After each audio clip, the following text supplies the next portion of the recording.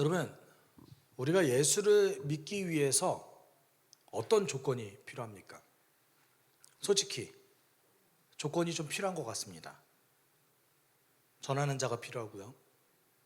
그리고 들을 수 있는 마음이 필요한 것 같습니다. 그리고 교회가 있어야 될 것 같고요. 그리고 뭔가 환경과 여건이 주어져야 예수를 믿을 수 있을 것 같습니다. 근데 여기 계신 분들 중에서 우리가 정말 그렇게 예수를 믿었나요? 사실 우리가 정말 그렇게 예수 믿지 않았습니다. 보통 대부분의 사람들, 물론 이제 어려움 없이 예수를 믿으시는 분들도 계세요. 큰 어려움 없이 복음을 전해 듣자마자 바로 들으시는 분도 있습니다. 부인하지 않습니다. 다만 우리가 예수를 믿을 때에, 정말 우리가 생각했을 때에 말도 안 되는 타이밍에 말도 안 되는 과정으로 예수를 믿는 경우가 더 많은 것 같습니다. 제 경험적으로는 그렇습니다. 그리고 또 한 가지는 저는 예전부터 찬양 인도를 오랫동안 해왔습니다. 그리고 집회 인도도 오랫동안 해왔고요. 제가 예전에 섬겼던 저희 모교회에서는 지금 생각해보면 굉장히 상식적으로 말이 안 되는데, 제가 21살 때부터 수련회 때 기도회 인도를 했습니다. 그 청소년부 수련회 때. 지금 생각해보면 그 중고등부를 담당하는 교육자분께서 저한테 토스를 한 것 같아요. 그냥 네가 해, 이렇게. 지금 생각해보면 그런 것 같습니다. 근데 생각해보세요, 여러분. 21살짜리가 무슨 기도회 인도를 해요. 말이 안 되잖아요. 근데 그랬던 것 같습니다. 근데 그 과정 속에서 정말 많은 청소년들이 회심하는 것 같았습니다.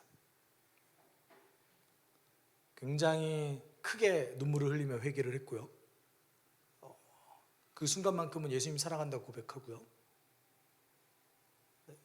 내가 다시는 주님 외에 다른 것을 선택하지 않겠다라고 선언했습니다. 그렇지만 그 친구들 중에서 대부분의 친구들이 현재 예수를 믿지 않습니다. 우리가 봤을 때는 예수를 믿는데 뭔가 조건이 필요한 것 같습니다. 회개도 있어야 되는 것 같고요. 눈물을 흘리는 어떤 뜨거운 돌이킴도 있어야 되는 것 같고요. 그리고 마치 우리가 눈에 보였을 때에 은혜 받은 것처럼 보이는 뭔가가 필요한 것 같습니다. 그리고 이제 나이를 먹어가면서 돈이 중요한 나이가 됐을 때, 사실 물론 젊을 때도 돈이 중요하지만 결혼하면서 더 필요하잖아요. 그때는 이제 생존이니까. 그때는 마치 그 11조를 온전히 하는 것이 신앙의 척도인 것처럼 받아들여질 때가 있습니다. 근데 성경은 뭔가 그렇게 얘기하고 있지 않아요. 예수를 믿는 것에 대한 조건이 없다고 얘기하고 있습니다. 사실 기독교의 구원은 받아들이기 쉽지 않습니다. 왜냐하면 세상 사람들이 그렇게 얘기하는 인과응보의 어떤 가르침을 따르고 있지 않기 때문에 그래요. 아니, 큰 의미로 봤을 때는 인과응보를 얘기합니다. 다만 지킬 사람이 없다라고 얘기하는 것뿐입니다. 그런 의미에서 실제로 구원을 받는 사람들이란 얘기를 들었을 때 인과응보의 법칙에 따르지 않을 뿐더러 행함과 관련 없이 하나님이 주시는 은혜만을 강조하고 있습니다. 받아들이기 쉽지 않죠. 왜냐하면 우리가 살아가는 그 법칙과 좀 다른 것 같습니다. 마치 오히려 그것이 더 차별하는 것 같아요. 하나님이 주권적으로 선택했다고? 그럼 선택하지 않은 사람은 어떻게 되는 거지? 라는 차별이 존재하는 것 같습니다. 근데 여러분, 자세히 살펴보면 오히려 차별 없음, 조건 없음이라는 하나님의 그 선언이 이 땅 가운데 가장 공평하다라는 것을 알 수 있습니다. 왜냐하면 사람은 태어날 때부터 조건을 가지고 있습니다. 그 모든 사람은 동일하지 않아요. 재능도 동일하지 않고요. 그 삶의 여건도 동일하지 않고요. 돈도 동일하지 않고요. 건강도 동일하지 않습니다. 생각해 보십시오. 예수를 믿기 위해서 모태신앙으로 자라왔던 사람과 기독교의 문화가 너무나 익숙하고 기회가 많은 사람과 그렇지 않은 사람은 엄청난 차이가 있습니다. 기회도 차이가 있고요. 그 어떤 마음가짐에도 차이가 있을 수 있습니다. 특별히 부모가 경건하다면 그것만큼 좋은 조건이 세상에 어디 있습니까?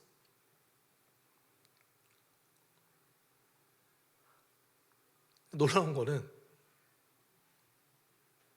목회자들이 가장 어려워하는 존재들이 모태신앙이라는 거예요. 그 모태신앙 중에서도 가장 어려워하는 존재들이 또 있습니다. 누군지 아세요? 목회자 자녀. 제가 모든 교회를 부임할 때마다 목회자 자녀는 예수 안 믿는다고 판단하고 전했습니다. 거짓말 아니에요. 저는 목회자 자녀는 예수 안 믿는다고 생각하고 복음 다시 전했어요. 어려운 문제죠. 우리가 상식적으로 생각하면 목회자 자녀만큼 예수 믿기 좋은 환경이 어디 있습니까? 교회가 그만큼 친숙한 환경이 어디 있습니까?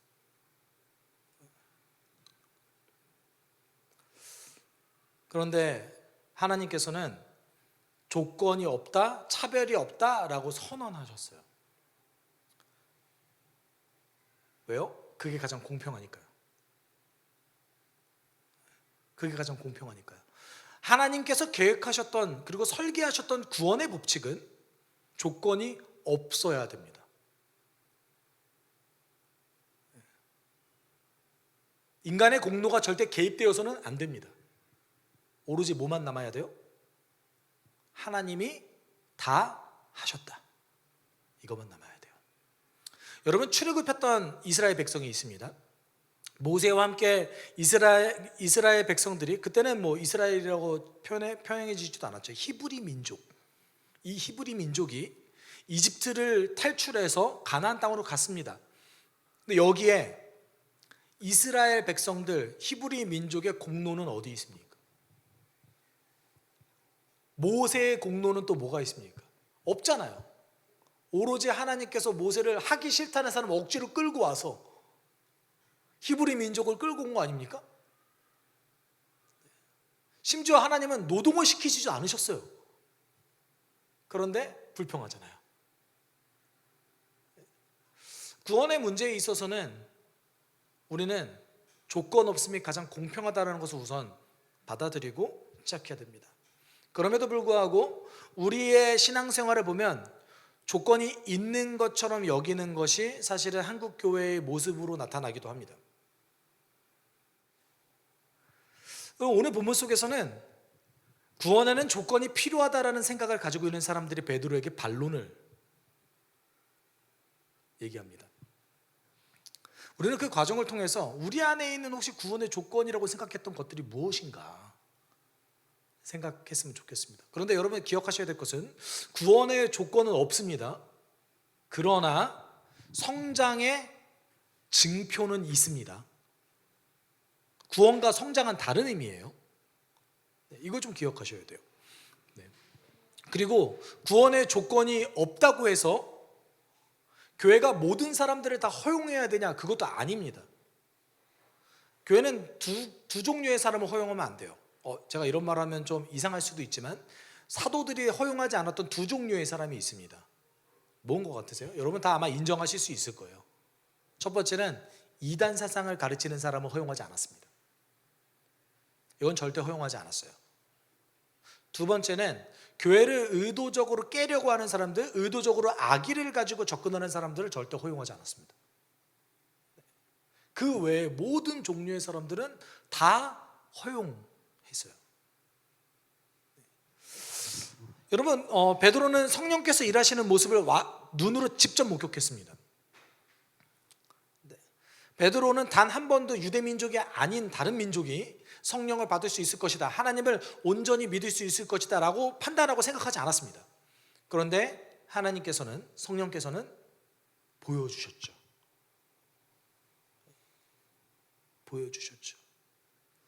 그런 의미로 생각해 본다면 사도행전에서 등장하는 성령께서 특별하게 눈에 보이시도록 일하는 것은 불순종과 왜곡에 좀 관련되어 있을 때가 많습니다. 첫 번째 오순절 강림했을 때 빼놓고, 베드로가 환상을 본 거는 만약에 베드로가 성령께서 말하시는 거 그대로 받아들였으면 그 정도까지 환상을 3번이나 보여주시지 않으셨겠죠. 네.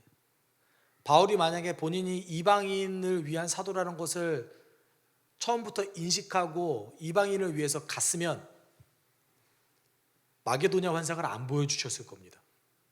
네. 그렇듯이 어떤 큰 경험은 하나님께서 이건 내가 무조건 바꿔야겠다라는 판단 가운데 행하시는 경우가 좀 많은 것 같습니다. 네.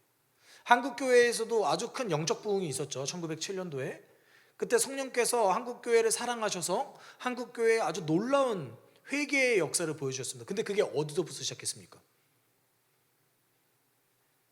선교사가 내가 당신들보다 낫지 않은 존재입니다 라고 자신의 죄를 고백하면서 시작했잖아요. 왜곡에서 시작된 거죠. 물론 그것이 하나님의 놀라움과 선함인 것 같습니다. 그런데 오늘 본문은 그 능력을 온전히 제대로 믿지 못하는 사람들의 종류에 대해서 나옵니다.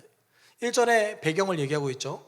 사도들과 유대에 있는 신도들이 이방 사람들도 하나님의 말씀을 받아들였다는 소식을 들었다. 그러면 여러분 우리가 전제를 깔아야 됩니다.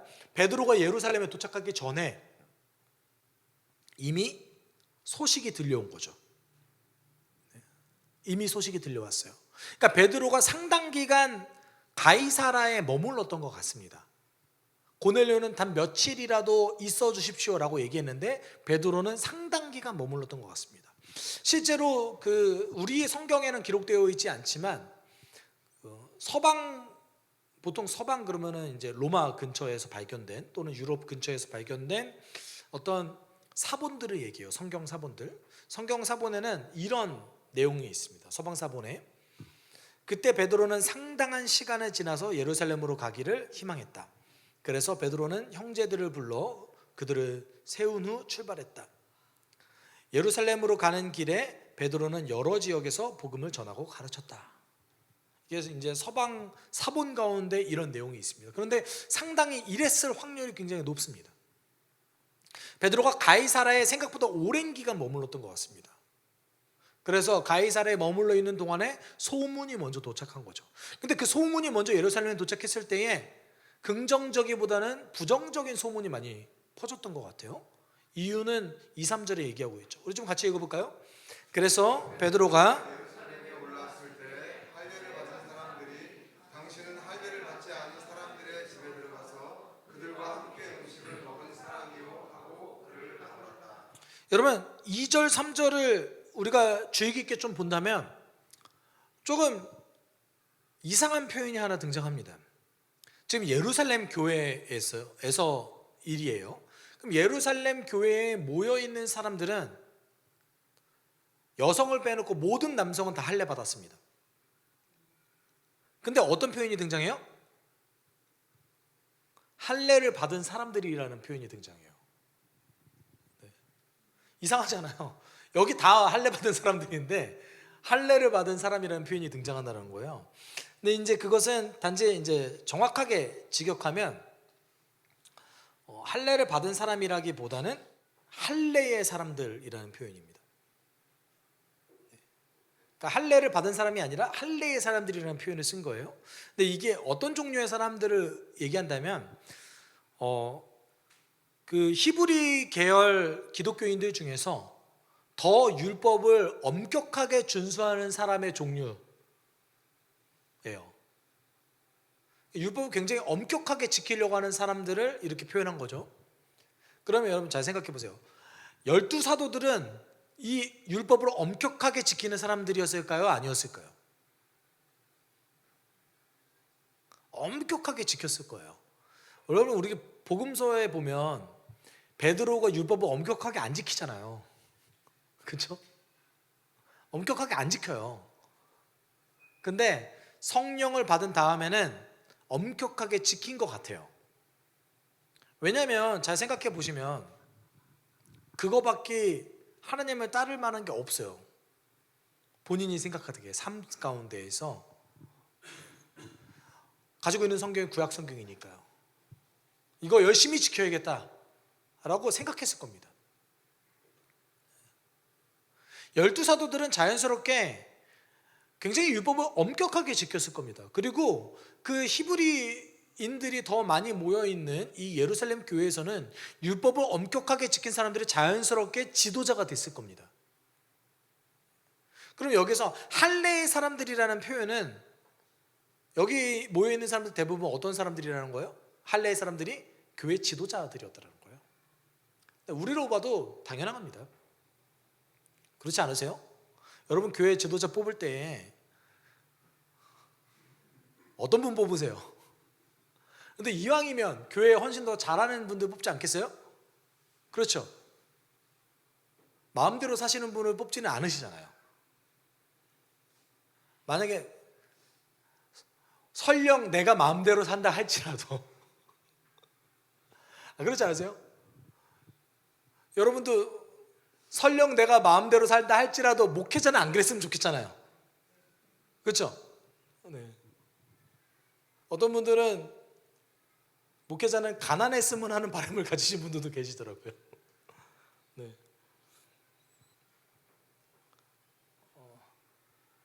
여러분 그것이 이제 당연한 삶의 이치이기도 합니다. 어떤 기준이 있어야지 지도자를 뽑죠. 근데 그 할례의 사람들이 오늘 뭐라고 표현합니까? 두 가지를 비판했어요. 첫 번째는 할례를 받지 않은 사람의 집에 들어간 거를 비판했습니다. 두 번째는 그들과 함께 음식 교제를 나눈 거를 비판했어요. 그런데 생각해 보시면 그럼 이들 기준에서는 고넬료가 어떻게 했어야 됐을까요?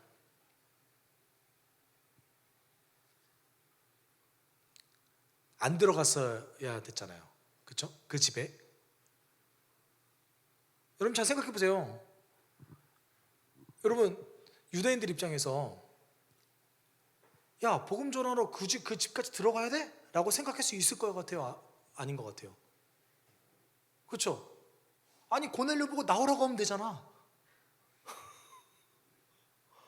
그렇잖아요 여러분. 아닌 것 같아요? 정말 그렇잖아요. 나오라고 하면 되잖아. 아니 그리고 복음 전하는데 굳이 음식까지 같이 먹어야 돼? 어떻게 생각하십니까? 이런 종류의 비판이 교회에 있습니까 없습니까? 네. 여러분 교회 일하다가 이런 비판 많이 받아보잖아요. 저는 많이 경험해 본 것 같습니다. 네. 야 이렇게 하면 되잖아. 너 왜 그렇게 했어? 이런 비판인 거예요. 이 엄격하게 율법을 지키는 사람들 입장에서는 고넬료가 부정한 사람인지 아닌지를 확증받은 다음에 적어도 그 집에 들어갔어야 됐다라고 생각한 것 같아요. 그리고 그것이 이제 유대인들이 법칙이었습니다. 그리고 음식 교제를 하기 전에 그 음식이 부정한 건가 부정하지 않은 건가를 확인해 봐야 됐다라고 생각했을 겁니다. 근데 아마 고넬료는 부정한 음식 내오지 않았을 거예요. 아마 그러지 않았을 거예요. 그럼에도 불구하고 지나치게 그 집에 오래 머물렀잖아요. 그러니까 이제 비판한 거예요.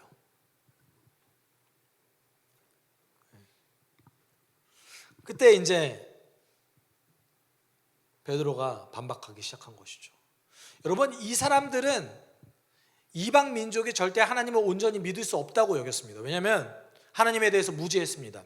율법에 대해서 굉장히 무지했고요. 그리고 율법을 선택적으로 지키는 사람들이 어떻게 하나님을 믿는 사람들이냐라고 판단했을 가능성이 매우 높습니다.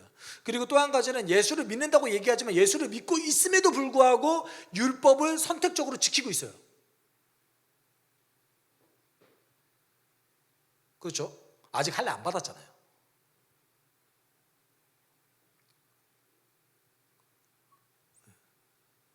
그때 베드로가 이제 자신에게 일어난 일들을 설명하죠. 고넬료에 대해서 잘 얘기하지 않습니다. 처음에 뭘 얘기해요? 자기가 환상 본 거 얘기합니다. 기도하고 있을 때 내가 환상을 봤습니다. 큰 보자기가 내려왔는데 하나님께서 거기에 있는 동물을 먹으라고 했어요. 근데 제가 보니까 부정한 것들이었어요. 그래서 제가 안 먹는다고 했어요. 하나님 그거 3번 보여주셨어요. 근데 3번 보여줬다고 얘기하면서 뭘 강조합니까? 하나님이 내가 깨끗하게 한 것을 너가 부정하다고 얘기하지 말라, 이렇게 말씀하셨어요. 베드로가 이렇게 얘기한 거죠. 근데 그 환상이 끝나니까 3사람이 저를 찾아왔어요. 그때 베드로의 느낀 점과 성령께서 인도하신 것을 12절에 이렇게 얘기합니다. 성령이 내게 의심하지 말고 그들과 함께 가라고 하셨습니다. 그래서 이 6 형제도 나와 함께 가서 우리는 그 사람의 집으로 들어갔습니다.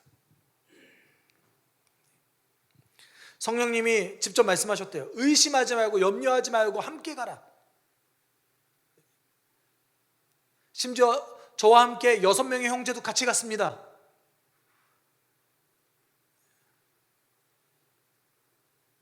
여러분, 재밌는 것은 로마법에서 유언장을 쓰잖아요.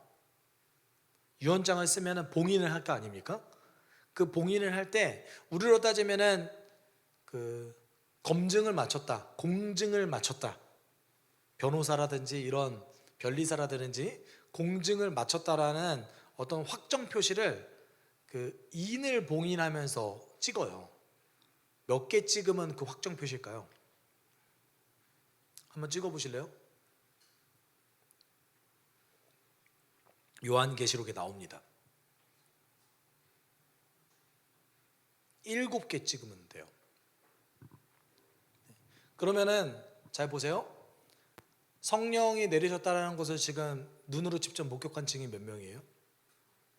7명이죠. 네. 어떤 학자는 베드로가 이것까지 의식하고 데리고 갔다라고 얘기하는 학자들이 좀 있습니다. 네. 근데 여러분, 갔더니 뭘 봤어요? 이방인들에게 성령이 내린 것을 직접 목격했어요. 이것에 대해서 베드로가 뭐라고 얘기하냐면 15절에 이렇게 얘기해요. 같이 읽어볼까요? 내가 말을 하기 시작하니 성령이 처음에 우리에게 내리시던 것과 같이 그들에게도 내리셨습니다. 여러분, 베드로 표현이 너무 재밌어요. 내가 말을 하기 시작하니 성령이 우리에게 내리셨던 것처럼 그들에게도 내리셨습니다. 저 한 거 없어요. 저 뭐 안 했어요. 안수를 한 것도 아니고 그들과 접촉이 있었던 것도 아니에요. 여기까지는 저는 그렇게 부정한 사람이 아니었습니다. 네. 라는 말도 될 수 있어요. 저 그렇게 율법 어기고 이러지 않았어요. 그런데 가서 제가 말을 하니까요, 갑자기 성령이 임했어요. 그들이 회개를 했던 것도 아니고 그들이 뭔가 행했던 것도 아니고 내가 말을 시작하니까 성령이 임했습니다. 그 광경이 마치 우리가 오순절에 성령을 받았던 것과 동일합니다. 이것에 대한 느낀 그 압도적인 광경을 봤던 그 모습을 목격했던 베드로의 그 감상평 27절이에요. 그러므로 하나님께서는 우리가 주 예수 그리스도를 믿을 때에 우리에게 주신 것과 같은 선물을 그들에게도 주셨는데 내가 누구이기에 감히 하나님을 거역할 수 있겠습니까? 내가 받았던 나와 동일한 하나님의 선물인 성령을 그들도 받았는데 내가 성령을 받고 예수를 믿었던 것과 동일한 과정으로 그들도 성령을 받았는데 내가 어떻게 그 놀라움을 거절할 수 있습니까? 내가 누구에게 하나님의 일을 부인할 수 있습니까? 이렇게 얘기한 거죠. 이게 아주 솔직한 베드로의 감상평이에요. 어떤 의미에서는 저도 좀 말이 안 된다고 생각했어요. 저도 좀 이상하다고 생각했어요. 그런데 그들도 성령을 받았어요.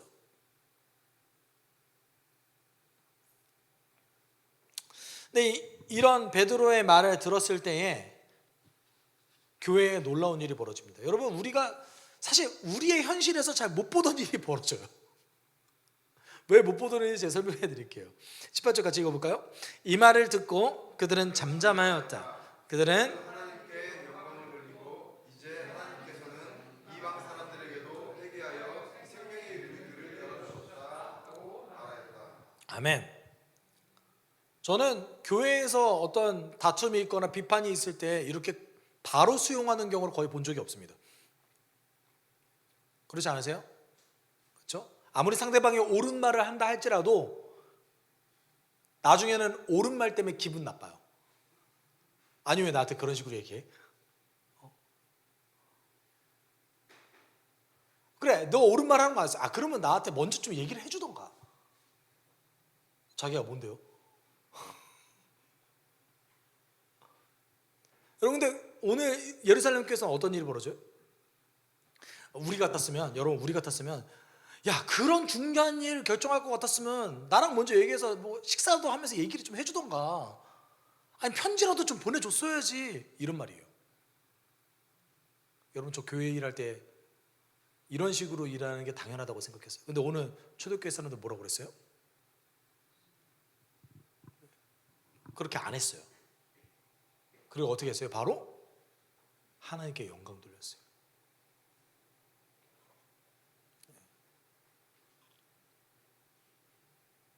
하나님께 영광 돌렸습니다. 근데 여기서 하는 말이 굉장히 의미심장합니다.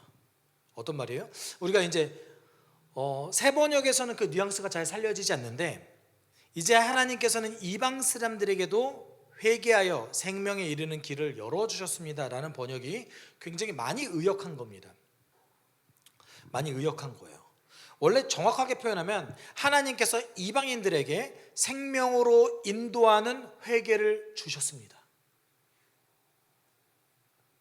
그런데 여기서 시제로 썼던 그 시제가 뭐냐면 현재 완료예요. 우리 그 청소년 때 영어 배우면 많이 하잖아요. have pp. 어떤 의미를 가지고 있죠? 과거에도 영향을 미치고 현재도 영향을 미치는 시제를 쓴 거예요. 하나님께서 이방인들에게 생명으로 인도하는 회개를 그들에게 주셨습니다. 근데 회개 누가 하는 거예요? 회개는 우리가 하는 거잖아요. 근데 회개를 주셨대요. 정확한 표현이잖아요. 그도 회개하려고 했습니까? 아니요, 그냥 말씀 들었어요. 그러니까 어떤 일이 벌어졌어요? 성령이 임했어요. 성령을 받은 그들은 도저히 회개하지 않고는 견딜 수 없었어요.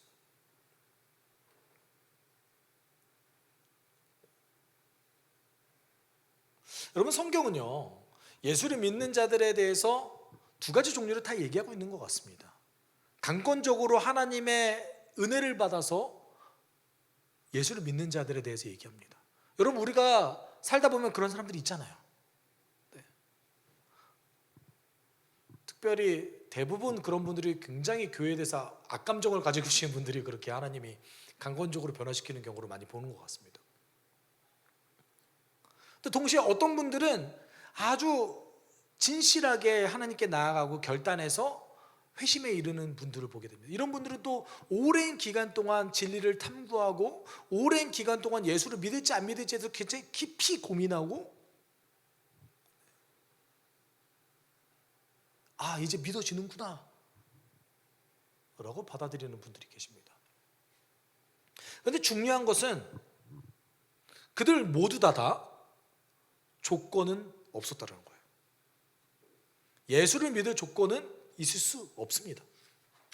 어떻게 우리가 구원받을 만한 자의 조건이 필요할 수 있겠습니까? 오늘 불만을 제기한 사람들은 이방인들이 하나님께 구원을 받을 만한 자격이 없다라고 여겼습니다. 그런데 자격 없는 사람은 없습니다. 왜냐하면 모두가 다 자격이 없기 때문에 그래요. 아니, 오히려 반대로 얘기해서 자격이 있는 사람이 없습니다. 하나님께 나와 저 정도면 구원받을 만해요, 저는 조건을 가지고 있어요 라는 사람이 없다라는 거예요. 이유가 있습니다. 아까도 제가 말씀드렸듯이 그 사람이 가지고 있는 것조차도 그 사람의 노력이 아닐 가능성이 매우 높기 때문에 그래요. 여러분, 여기 계신 분들 중에서 누군가는 더 많은 재산을 갖고 있고 누군가는 더 재산이 없을 겁니다. 이게 모두가 다 개인의 능력으로만 되는 겁니까? 아니죠. 그렇죠? 대한민국에 태어나야 됩니다. 여기부터가 일단 좀 어려워지기 시작해요. 네. 그리고 건강에 문제가 없어야 됩니다. 일을 할 수 있어야 됩니다. 성실해야 됩니다. 이게 다 우리의 능력으로만 가능한 겁니까? 아니요. 처음부터 주어진 것들이 너무 많다라는 거예요. 만약에 하나님께서, 어떤 사람이 하나님께 나와서 하나님, 저는 당신을 믿을 만한, 당신께 구원받을 만한 조건이 있는 것 같은데요? 그럼 하나님 이렇게 물어보실 거예요. 그거 정말 너에게서 나온 거야? 야, 너 만약에 저 다른 곳에서 태어나도 그럴 수 있을 것 같아? 너가 만약에 굉장히 핍박받는, 기독교가 핍박받는 그곳에 태어나도 그럴 수 있겠니?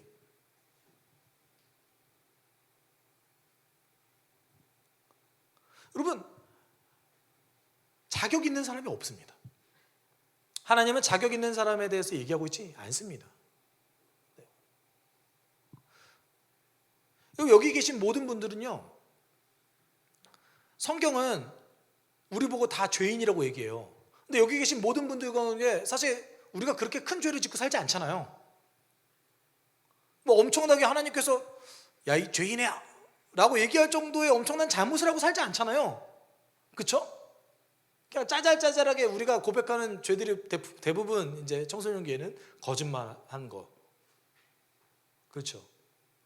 그다음에 뭐 제가 욕을 좀 했습니다. 여러분이 뭐 고백하는 것도 엄청 큰 막 대단한 것들이 아니잖아요. 아, 제 못된 성품이 이번에 또 나왔네요. 화를 좀 냈습니다. 뭐 이런 것들이잖아요. 그렇죠? 성경에서 뭐 바울처럼 사람을 죽이거나 예수님 옆에 달려있던 것처럼 강도짓을 하거나 이런 거 아니잖아요. 그런데 잘 생각해 보셔야 됩니다. 그럼에도 불구하고 하나님은 우리를 죄인이라고 얘기하고 있어요. 왜요? 가장 큰 죄를 범했기 때문에 그래요. 뭐요? 하나님을 주인으로 섬기지 않는 것.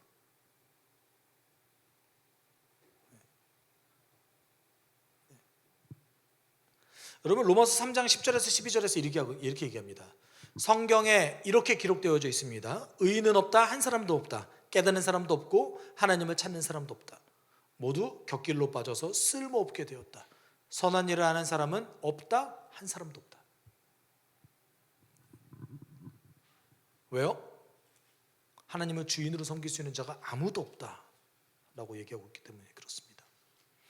여러분, 예수님 옆에서 십자가에 달려서 마지막에 죽기 직전에 구원받은 사람의 모습이 우리는 선명하게 기억하고 있습니다. 근데 그 말씀을 우리가 읽으면서 어떤 분들은 이래요. 아, 그러니까 내가 죽기 전에 예수 믿으면 되겠다. 온갖 죄를 저질러도 죽기 전에 예수 믿으면 가능하겠다. 여러분, 그 말씀이 그런 말씀입니까? 아니잖아요. 그렇죠?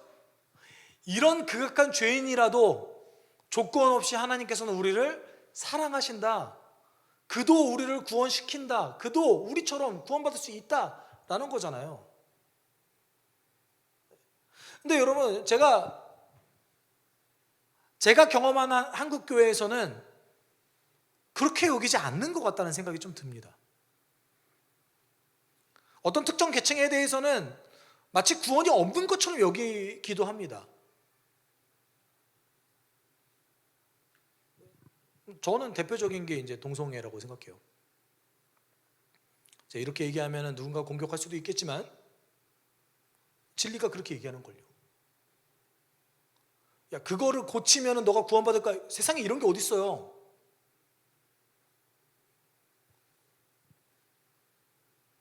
우리는 조건 없이 구원받는 거예요. 에베소서 2장 8절에 이렇게 얘기하고 있잖아요. 우리 같이 읽어볼까요? 여러분은 믿음을 통하여 은혜로 구원을 얻었습니다. 이것은 여러분에게서 난 것이 아니요 하나님의 선물입니다. 여러분, 분명히 바울은 은혜로 구원을 얻는다고 선언했습니다. 우리가 하나님께서 행하신 일을 전적으로 올바르게 수용함으로 우리는 구원을 얻을 수 있습니다. 그런데 많은 분들이 그렇게 생각하지 않는 것 같아요. 여러분, 때로는 그 왜곡된 판단이 전도를 할 때도 영향을 미칩니다. 전도를 할 때도 이 사람이 어떤 조건이 해결되어야지만 예수를 받아들일 것 같은 생각이 들어요. 이 사람이 마음밭이 어느 정도 해결돼야지만 복음을 받아들일 수 있을 것 같습니다. 여러분, 그런 게 어디 있습니까?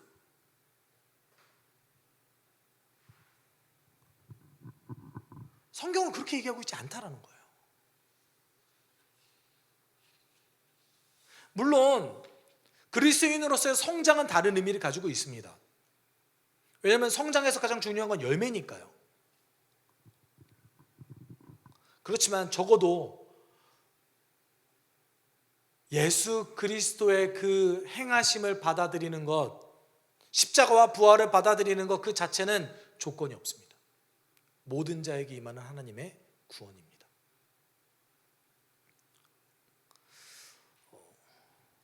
이것에 대해서 우리가 깊이 이해하지 못하면요, 이 십자가가, 예수 그리스도의 구원이 가치가 없어요. 더 가치 있지가 않아요. 왜냐하면 내 공로가 있으니까요. 조건이 없기 때문에 그 구원이 가치가 있는 겁니다. 내가 한 게 아니니까요. 너무나 놀라운 일이니까요. 그 세상 어떤 종교도 신이 인간을 위해서 죽지 않습니다.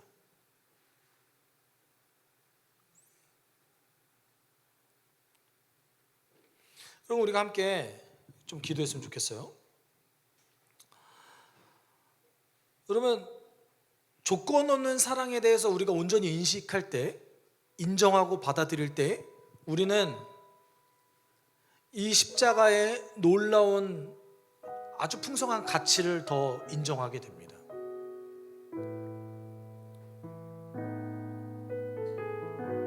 우리는 그동안 왜곡된 하나님에 대해서 받아들였던 것 같아요. 마치 내가 주를 위해서 헌신하지 않으면 벌을 주실 것 같고, 마치 내가 하나님께 온전히 서 있지 않으면, 율법을 지키지 않으면, 교회의 신앙생활의 규칙을 지키지 않으면 문제가 생길 것 같은 그런 어떤 두려움 속에서 신앙생활을 해왔던 것 같습니다. 근데 하나님께서 성경 가운데 우리에게 이렇게 선언하셨죠. 나는 조건 없이 너를 사랑한다. 너의 환경과 여건, 너의 행동과 상관없이 내가 너를 이미 받았다. 이것을 받아들이기만 한다면, 너가 이것을 진실하게 믿기만 한다면 구원이 너에게 임할 것이다 라고 우리에게 이미 약속하시고 성취하셨습니다.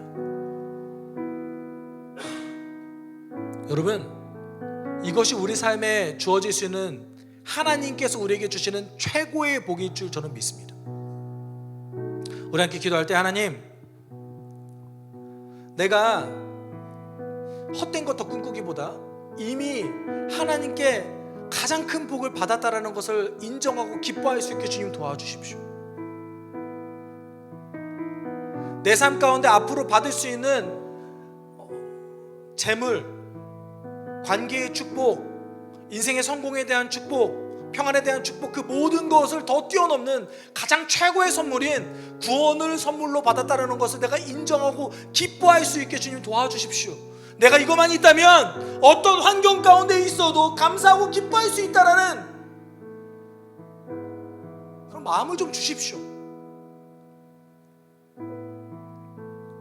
우리가 지금 이 순간 함께 이렇게 기도하기 원합니다. 함께 기도합시다. 사랑 많으신 하나님, 사랑